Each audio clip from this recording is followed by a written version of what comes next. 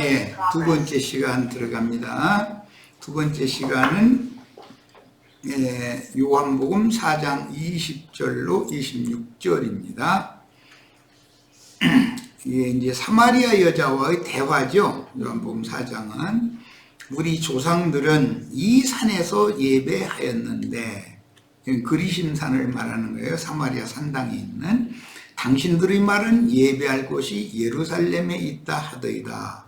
아까는 이제 사람의 손으로 지은 건축물이냐, 예수 그리스도와 그분의 그리스도인들이냐의 문제를 다뤘고, 이번에는 장소는 어디냐 이제 이 말이에요. 이제. 예수께서 이르시되 여자여 내 말을 믿으라. 이 산에서도 말고 예루살렘에서도 말고 너희가 아버지께 예배할 때가 이르리라. 너희는 알지 못하는 것을 예배하고 우리는 아는 것을 예배하노니 이는 구원이 유대인에게서 남이라. 아버지께 참되게 예배하는 자들은 영과 진리로 예배할 때가 오나니 곧 이때라. 예수님이 오셨을 때부터 율법 제도로 예배를 하는 게 아니라 이제 완전히 개혁적인 예배를 해야 된다는 걸 예수님이 지금 가르치는 것이죠. 멜기세덱 반처로 바꾸는 얘기라는 거예요. 아버지께서는 자기에게 이렇게 예배하는 자들을 찾으시느니라. 하나님은 영이시니, 하나님은 성령이죠. 말씀이에요. 말씀은 곧 성령이고, 예배하는 자가 영과 진리로 예배할지니라. 근데 영 안에서 진리로 예배할지니라. 진리라는 건 사실은 진리는 성령이다. 또 이렇게 또 디모데서에는 표현이 그렇게도 되어 있죠. 여자가 이르되 메시아 곧 그리스도라 하는 이가 오실 줄을 내가 아노니 그가 오시면 모든 것을 우리에게 알려주시리이다.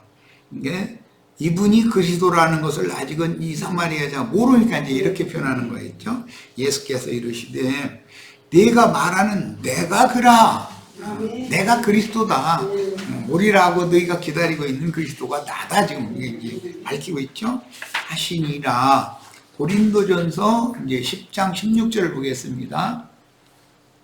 우리가 축복하는 바 축복의 잔은 그리스도의 피에 참여함이 아니며 우리가 떼는 떡은 그리스도의 몸에 참여함이 아니냐. 그리스도의 몸이라는 것이 인자 예수의 몸과는 다르죠. 그리스도의 몸은 교회를 말하는 거니까 확대된 거죠. 영적으로 믿음의 법으로 적용이 된 거예요. 그리스도의 몸과 예수의 몸은 다른 거예요. 자, 고린도전서 12장 27절 너희는 그리스도의 몸이요 지체의 각 부분이라. 그리스도의 몸에 붙은 한 사람 한 사람은 각 지체들이다. 이제 에베소서 1장 23절 교회는 그의 몸이니 만물 안에서 만물을 충만하게 하시는 이의 충만함이니라. 에베소서 4장 12절에 이는 성도를 온전하게 하며 봉사일을 하게 하며 성도가 온전케 되는 것이 교회가 건축되는 거예요. 교회가 세워지는 거예요. 사람이 손으로 벽돌을 쌓아 올리는 것이 아니고 실제로는 심령 벽돌을 쌓아 올려야 된다 이 말이에요. 돌이라는 건 산돌은 구속받은 심령이잖아요. 심령들을 건축을 심령들로 쌓아 올리는 건데 이것은 사람이 하는 것이 아니라 하나님의 주의 성령이나 할 수 있는 일이고, 즉 사람을 온전케 하는 것, 사람이 그리스도의 장성한 분량이 이르도록 속사람이 자라게 하는 일이 교회 건축인데 하나님의 집을 세우는 일이고 하나님의 나라를 건축하는 일인 건데 그래서 그 목적은 봉사일을 하게 하며 그리스도의 몸을 세우려 하심이라 그랬어요. 우리는 이 말을 충분히 이해하겠죠. 이제 우리 형제 자매님들 구속받은 성도들의 속사람이 날로 날로 온전케 되는 것이 자라가는 것이고 그것이 곧 하나님의 집으로 세워지는 것이다 이 말이야. 이렇게 완전히 개혁이 돼야 돼.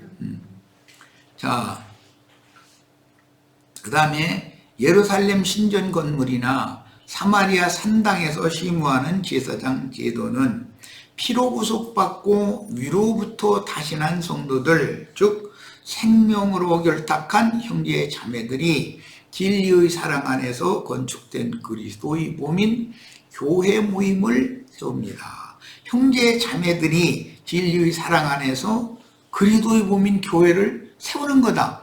형제 자매님들이 건축 재료다 이 말이죠.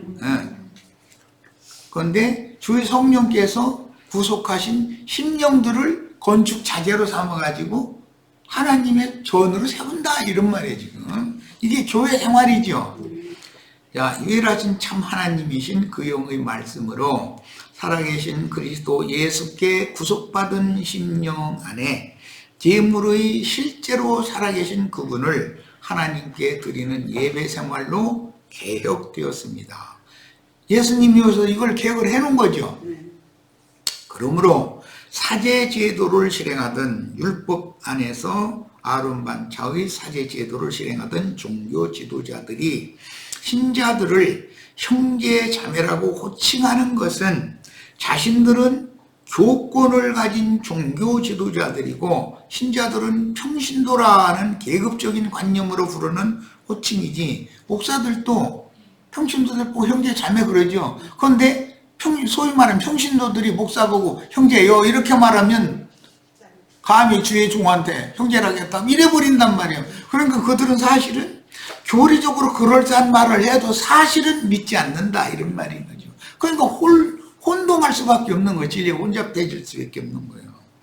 구속을 이룬 주님과 동일한 한 분 하나님의 생명을 받은 형제 자매들이라는 의미가 아니고, 여러분은 평신도니까 형제 자매라고 하고 나는 성직자니까 목사님이라고 불러라 이런 생각이라는 거예요. 그건 이러면은 진리를 사신 진리신 주님을 대적하는 짓을 그들이 앞장서서 한다는 것을 알 수 있는 것이에요. 마태복음은 이것을 적나라하게 까발리고 드러내는 거예요.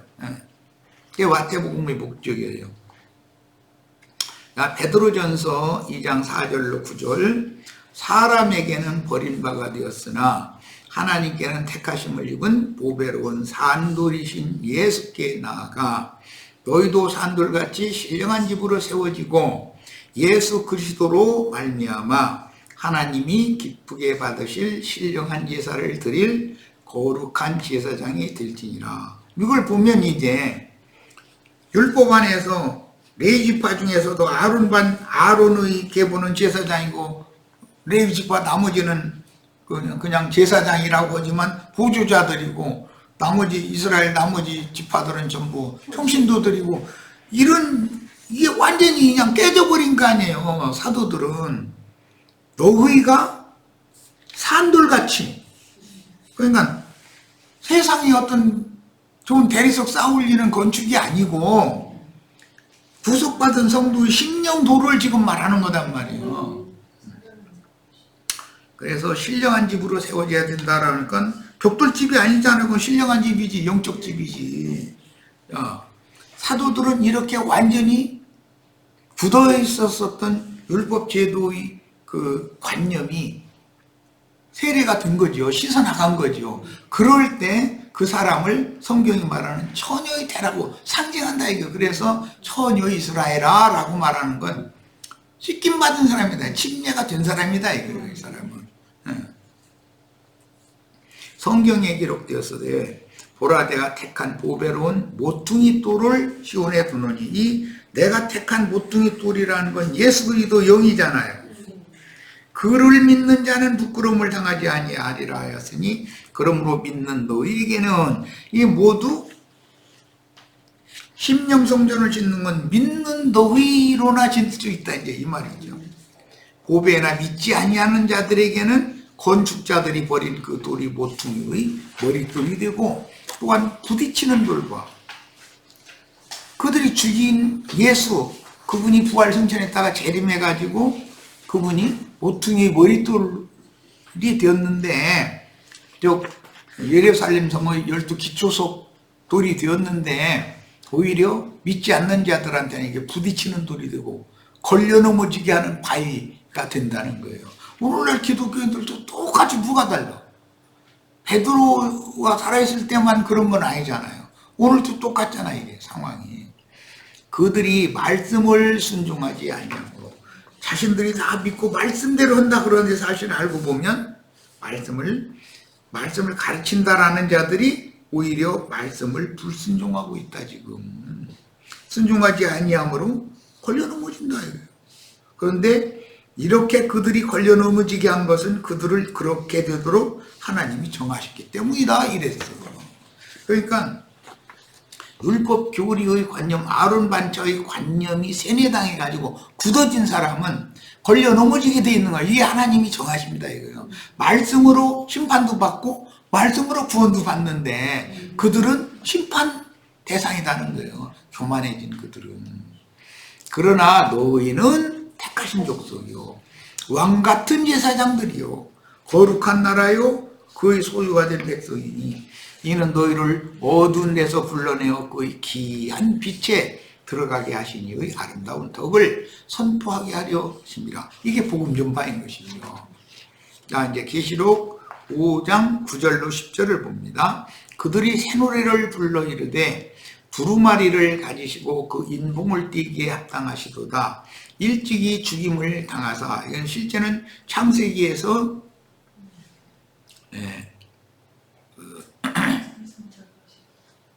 아담 부부를 구속하기 위해서 짐승을 잡아가지고 피를 흘리고 짐승 가죽으로 부화과나무 이파리 대신 옷을 새로 만들어 입혔다고 그랬잖아요. 그러니까 그때 이미 죽은 짐승이 누구냐? 예수에 대한 상징이었다는 말이에요 지금. 네. 그들이 새 노래를 불러 이르되 두루마리를 가시고 그 인봉을 띠기에 합당하시도다. 일찍이 죽임을 당하사 각 족속과 방언과 백성과 나라 가운데에서 사람들을 피로 사서 하나님께 드리시고, 요즘에 무슨 히브리어 헬라어 그거 주장하는 사람, 이상한 사람들이 이제 많이 일어나는데 이것도 한 유행이기 때문에 기독교계에도 막 병 고친다고 불러불러 하는 이런 것도 유행이고, 이만희 뭐 이런 사람들이 일어나서 막 하는 것도 다나가는 바람처럼 유행이거든. 그런데 요즘에는 이제 뭐 히브리어 헬라어 그거 가지고 막 자기만 구원받은 것처럼 떠들어대는 그것도 지나가는 하나의 바람이거든. 여기 뭐라고 되어 있어요? 각 족속과 방언 얘기가 딱 나오잖아요. 모든 족속들마다 방언이 다 다르죠. 전도는 어떻게 해요?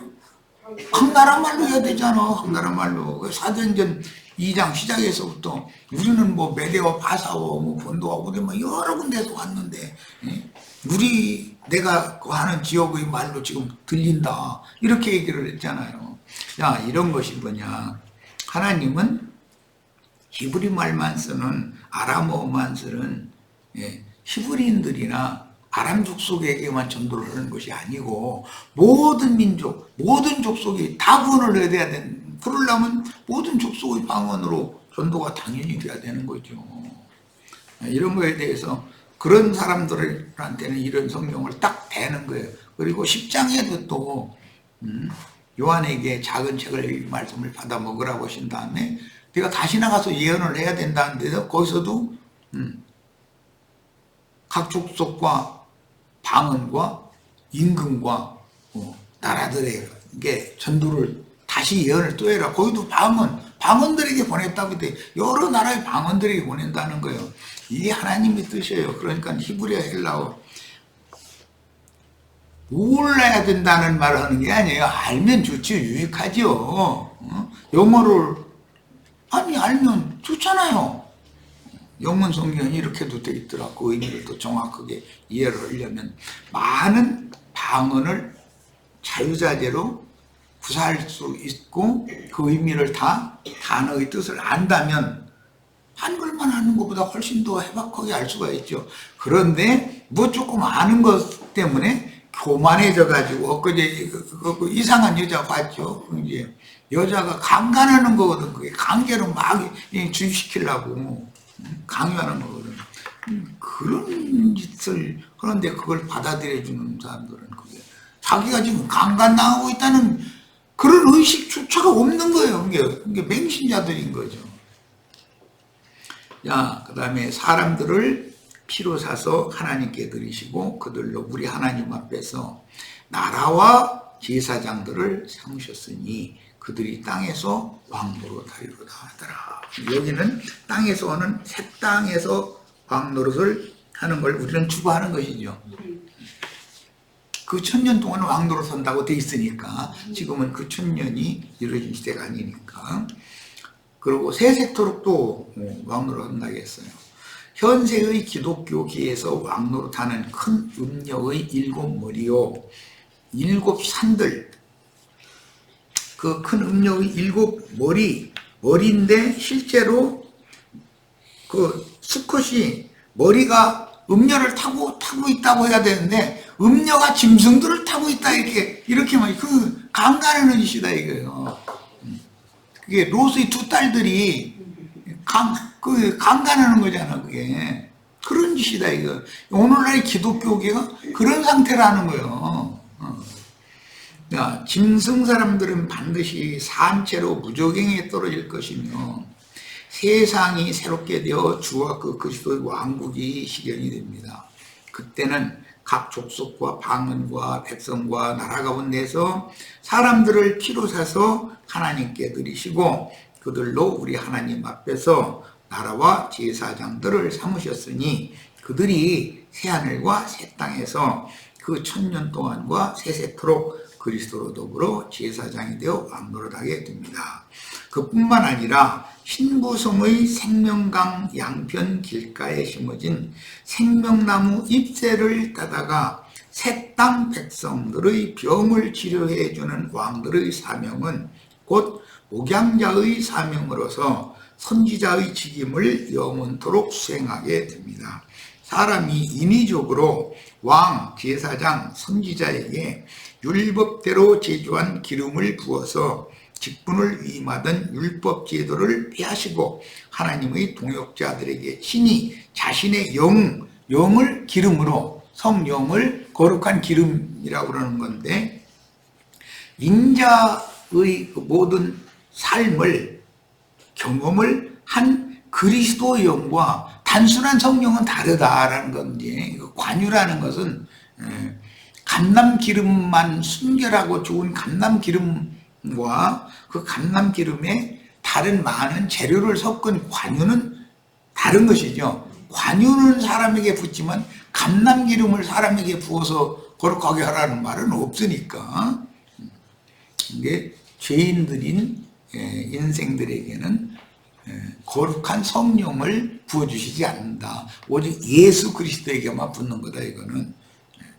그리스도의 그 영을 믿는 이들 모두에게 영적 기름으로 부어서 주를 믿는 누구든지 왕, 제사장, 선지자들이 되어 땅을 정복하고 모든 생물을 다스리며 주의 기술을 가르치도록 그 사역을 위임하여 주님을 예배하는 신앙생활을 실행하도록 개혁하신 새 법은 완전한 그리스도의 율법입니다. 마태복음 7장 21절부터입니다.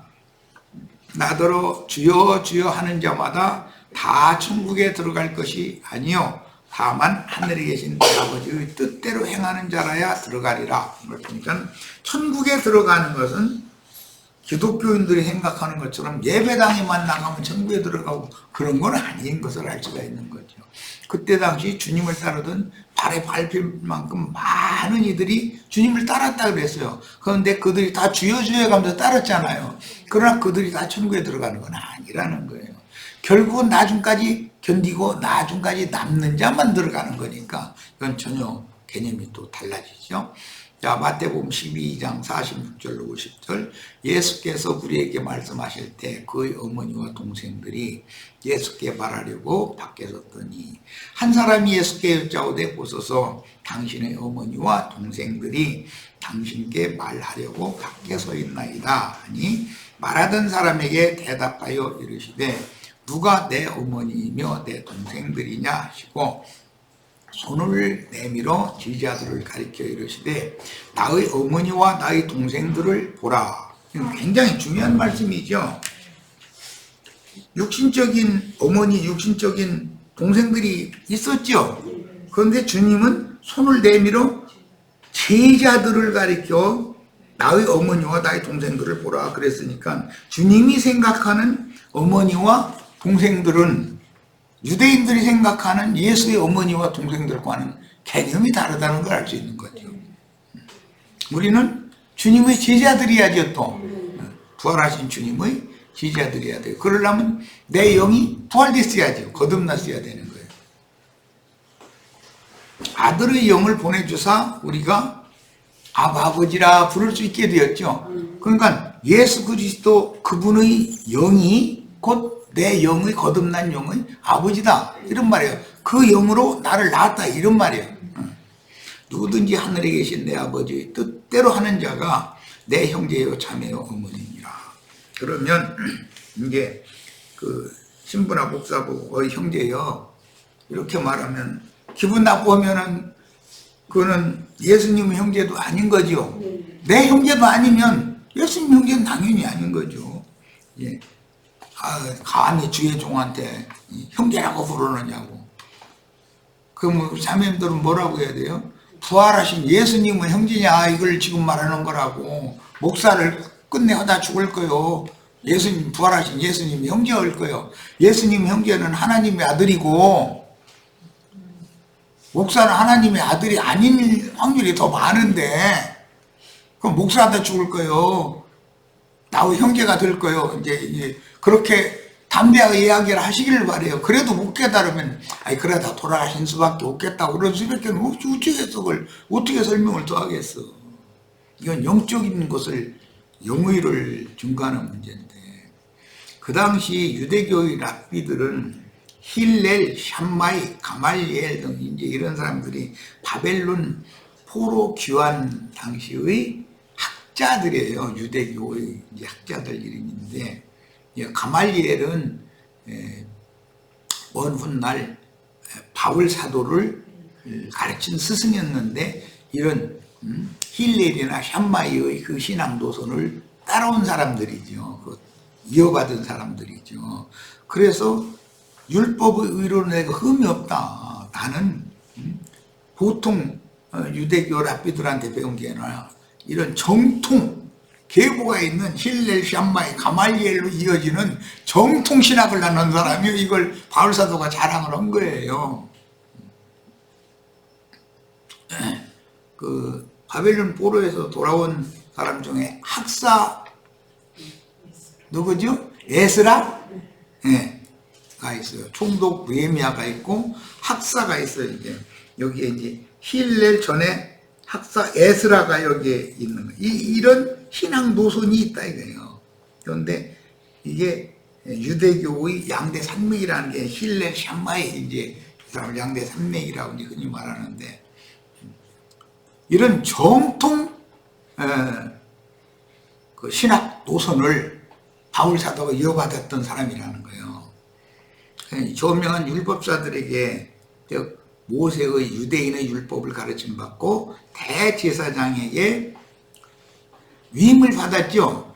바울 사도가. 그런데 그 위임 받은 이후에 한 일은 주의 이름을 부르는 자들을 결박해다가 예루살렘에 등겨서 종교재판 받아서 벌받게 만드는 일이었었죠.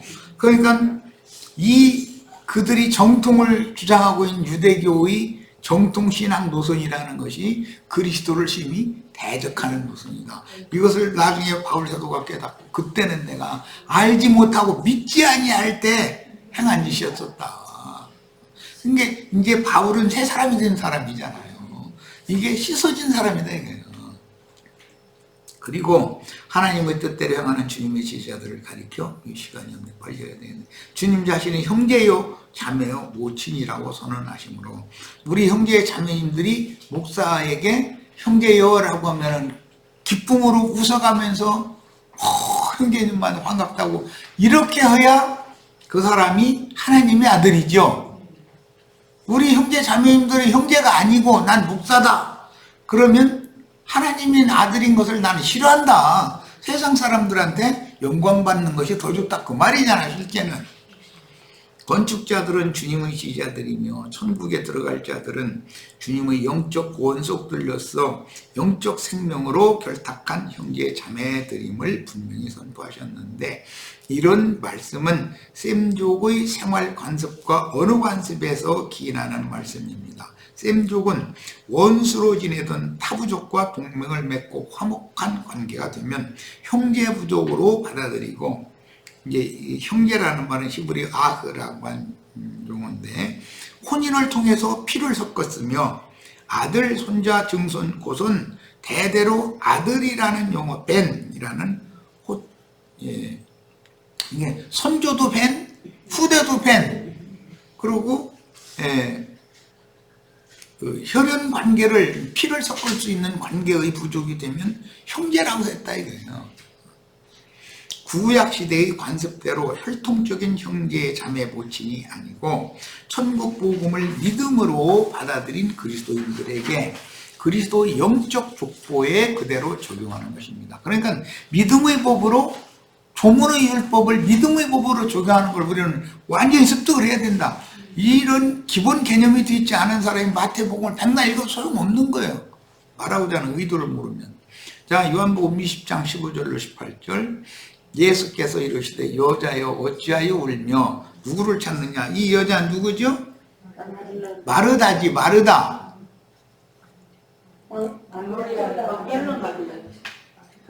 아, 그러네. 막달라 마리아는 마르다가 아니라 막달라 마리아네.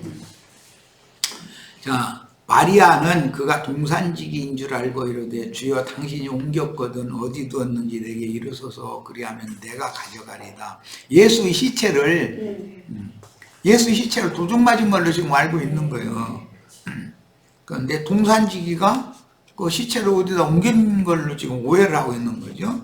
예수께서 마리아야 하시거늘 마리아가 돌이켜 히브리 말로 락오니 하니 이는 선생님이라는 말이라. 평상시에 두 사이에 이렇게 호칭을 주고 받았다는 걸 알 수 있는 거죠. 예. 예수께서 이르시되 나를 붙들지 말라. 여기서 붙들라라는 말은 좀 매달린다 그런 말이에요. 이제 예를 들어서 내가 어릴 때 이제 하학을 하면은 이제 뭐 세경도 못 받는 이제 그 목구멍 껴 풀치러는 이제 머슴살이를 이제 하는 건데 애 머슴살이를 하는 중인데 어머니 무덤 앞에 가서 해 떨어질 때까지 이러고서 울다 이러고 앉았다 이러고 이제 그런 참 기억이 있는데 그게 왜 그러느냐. 이미 떠나버린 그 어머니는 어렸던 그때 당시 내 나이가 15이었는데 마지막 남은 한 보호자를 유일한 보호자인데 세상에는 마저 떠나버리니까 내 속에서는 떠나보내지를 못하고 나는 붙들고 있는 거야.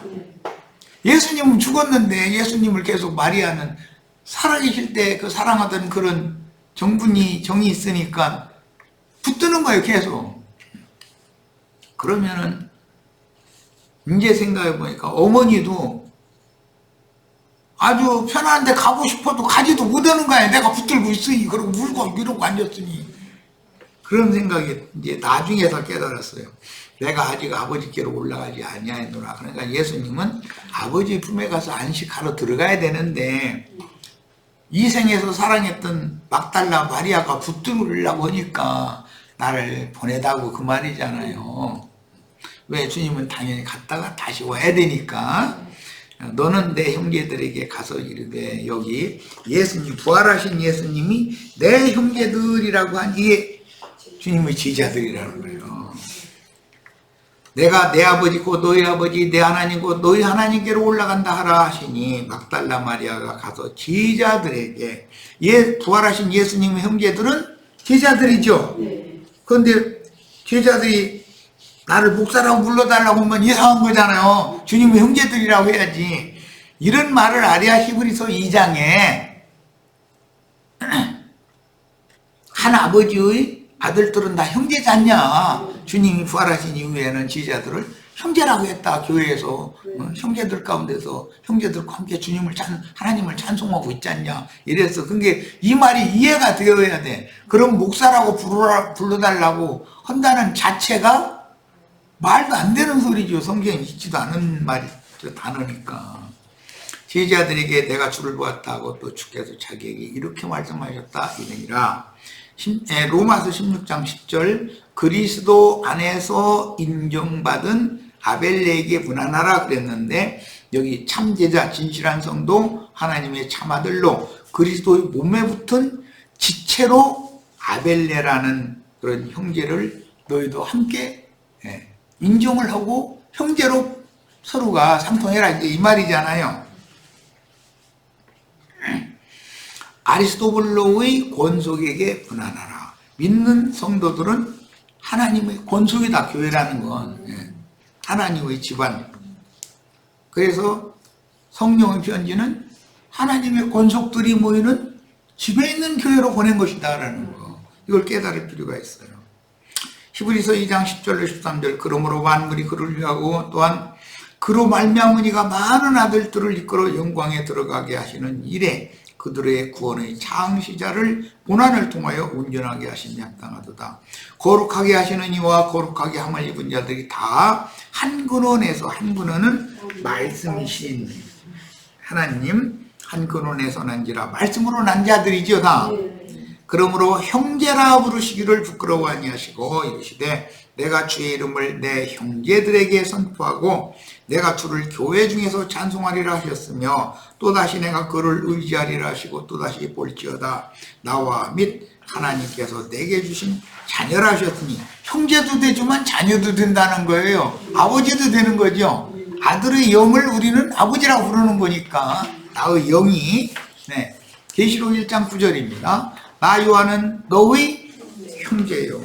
요한이 목사가 아니죠. 사도 요한은 너의 형제다 그랬어요. 예수의 환난과 나라와 참음에 동참하는 자라. 하나님의 말씀과 예수를 증언하였으므로 말미암아 반모라 하는 섬에 있었더니 이랬어요. 계시록 6장 11절 각각 그들에게 흰 두루마기를 주시며 이르시되 아직 잠시 동안 쉬되 그들의 동무종들도, 그들의 동무종들이라는 순교자들의 동무종들이죠. 계시록 6장은 이게 순교자들을 말하는 거니까 동무종들과 형제들도 자기처럼 죽임을 당하여 그 수가 차기까지 하라 하시더라. 그랬어요. 계시록 12장 10절 또 내가 들으니 하늘에 큰 음성이 있어 이르되 이제 우리 하나님의 구원과 능력과 나라와 또 그의 그리스도의 권세가 나타났으니 우리 형제들을 참수하던, 우리 형제들을 왜 참수해요? 이단자니까 그래요. 자기네들이 교류가 맞지 않는 얘기를 한다는 거죠. 즉 중물의 율법을 버리게 하고 믿음의 법을 따르게 만들면 이단자로 취급받는 거잖아요. 우리 형제들을 참수하던 자고 우리 하나님 앞에서 밤낮 참수하던 자, 이건 마귀 사탄인데 이게 쫓겨났다 했어요. 12장 11절 또 우리 형제들이 어린 양의 피와 자기들이 증언하는 말씀으로써 누구를 밤낮 참수하던 사탄을 이겼으니 그들은 죽기까지 자기들의 생명을 아끼지 아니하였도다. 자, 계시록 19장 10절입니다. 내가 그 발 앞에 엎드려 경배하려 하니, 이건 군대 장관 앞에 경배하려 하니 그가 나에게 천사, 이걸 가르쳐준 천사 앞에 경배하려 하니 그가 나에게 말하기를 나는 너와 및 예수의 증언을 받은 내 형제들과 같이 된 종이니 삼가 그리하지 말고 오직 하나님께 경배하라. 예수의 증언은 예언의 영이라 하더라. 우리 형제 자매님들이 오는 세상에서 이런 천사가 되는 거죠. 지천사. 이런 이야기를 정확하게 깨달으셔야 돼. 지금 계시록 22장 9절 그가 내게 말하기를 나는 너와 내 형제 선지자들과 또 이 두루마리의 말을 지키는 자들과 함께 된 종이니, 그는 천사를 말하는 거잖아요. 요한에게 이런 여러 가지 말씀을 주었던 천사는 치천사가 되어져 가지고 요한에게 와서 자기가 경험했던 것, 자기 선배들이 신앙생활에서 주님을 만났던 모든 것들을 요한에게 지금 계시를 해주고 있다. 우리 형제 자매님들이 오는 세상에 다 치천사로 와서 오는 세상을 이렇게 가르쳐야 된다고요. 나는 너와 네 형제 선지자들과 또 이 두루마리의 말을 지키는 자들과 함께 된 종이니 그리하지 말고 하나님께 경배하라 하더라. 인용한 말씀의 형제들은 구속을 이룬 후에 영으로 다시 살아 그리스도의 몸에 붙은 지체들 속에 그 영과 신부의 말씀으로 살아계신 주님의 형제들이라는 뜻이다. 천사인데 너가 네 동무종들과 형제도 하나도 그러니까 나한테 절을 하지 말아라. 다만 앞서서 온전케 된 의인의 영이 되어서 그 중에 들어갔다가 주님의 보내심을 받은 빛의 천사로 온 분이죠. 온 분들이죠. 이런 의미를 우리가 잘 이해를 할 필요가 있어요. 그래서 주님의 부활하신 주님의 형제들이라는 뜻이므로 한 아버지 하나님의 생명을 받아 나누어 받은 영적인 아들들이라는 뜻이다. 형제들은 한 아버지의 아들들이죠. 야, 그런 의미예요. 그런데 이제 구약 시대, 족장 시대에는 아버지가 족장이 많은 여자를 거느렸기 때문에 이복 형제들도 많이 있었어요. 그러나 어쨌든 씨는 한 아버지 씨이기 때문에 한 아버지이기 때문에 형제라고 했다. 이제 이런 거예요. 자, 오늘 집회 모두 마칩니다.